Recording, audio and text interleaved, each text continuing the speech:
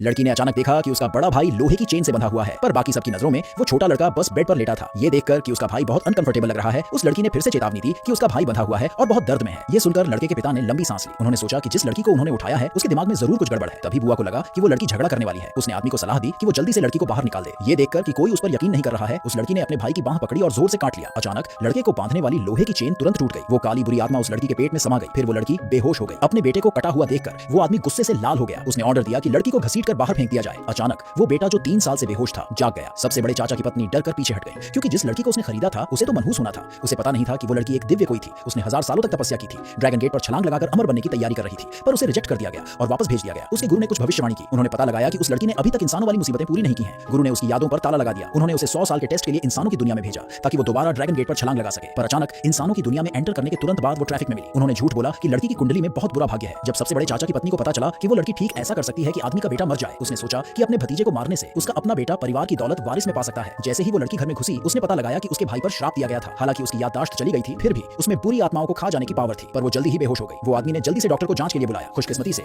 लड़की को ज्यादा चोट नहीं लगी थी। जब भाई को पता चला कि लड़की ने उसे बचाया है तो उसने उसे अपनी बहन के रूप में अपना लिया। वो आदमी ने भी लड़की को गोद लेने का फैसला किया। उसे यकीन था कि वो लड़की परिवार के लिए खुशकिस्मती लेकर आई है। सबसे बड़े चाचा को यह जानकर गुस्सा आया कि लड़की ने उनके भतीजे को नहीं मारा। उन्होंने तुरंत एक तांत्रिक को भविष्यवाणी करने के लिए ढूंढा। तांत्रिक ने शौक में मुंह भरकर पुराना खून थूक दिया। उसने पता लगाया कि लड़के पर दिया गया श्राप टूट गया है। सबसे बड़े चाचा ने सोचा कि ये हो ही नहीं सकता, क्योंकि हांगकांग में श्राप तोड़ने वाले तीनों लोगों को उन्होंने जेल में डाल दिया था। तांत्रिक ने निष्कर्ष निकाला कि लड़के के आसपास जरूर कोई पावरफुल जादू करने वाला आ गया है। उसने एक बहुत ही मनहूस जगह से खोदकर निकाली गई एक बुरी आत्मा निकाली और उसकी एक ब्रेसलेट बना दी। उसने सबसे बड़े चाचा को जोर दिया कि वो किसी तरह छोटे लड़के को वो पहनने को कहें। लड़के की किस्मत कितनी भी मजबूत क्यों ना हो, अगर वो इसे लंबे समय तक पहनेगा तो जरूर मुसीबतों से घिर जाएगा। इस बीच वो आदमी और उसकी पत्नी फौजी कमांडर की पार्टी में जाने की तैयारी कर रहे थे। उस लड़की ने अचानक देखा कि उसके गोद लिए माता पिता काली एनर्जी से घिरे हुए हैं। वो जल्दी से उन्हें रोकने के लिए गई। उसने प्यार से उनसे विनती की कि वो पार्टी में न जाए। गोद लिए माता पिता उस लड़की को बहुत पसंद करते थे। उन्होंने अपने नौकरों से कीमती गिफ्ट तैयार करने को कहा और कमांडर से माफी मांगने के लिए पार्टी में जाने को कहा। वो घर पर दोनों बच्चों के साथ रहे। कुछ ही देर बाद एक नौकर ने बताया कि कुछ हमलावर पार्टी में घुस आए थे और उन्होंने बम लगा दिया था। कमांडर वहीं धमाके से उड़ गया और मेहमानों को भी गोली मार दी गई। ये सुनकर गोद लिए माता पिता ने तुरंत लड़की की तरफ देखा। खुशकिस्मती से उन्होंने लड़की की चेतावनी सुनी थी, इसलिए वो मुसीबत से बच गए। ऐसा लगा जैसे वो लड़की सचमुच परिवार की लकी स्टार थी। तब से वो लड़की आराम और ऐशो आराम की जिंदगी जी रही थी। उसका भाई उस पर और ज्यादा प्यार बरसाता था। एक दिन सबसे बड़े चाचा ने पापा की बहन को बुरी आत्मा वाला ब्रेसलेट देने के लिए भेजा,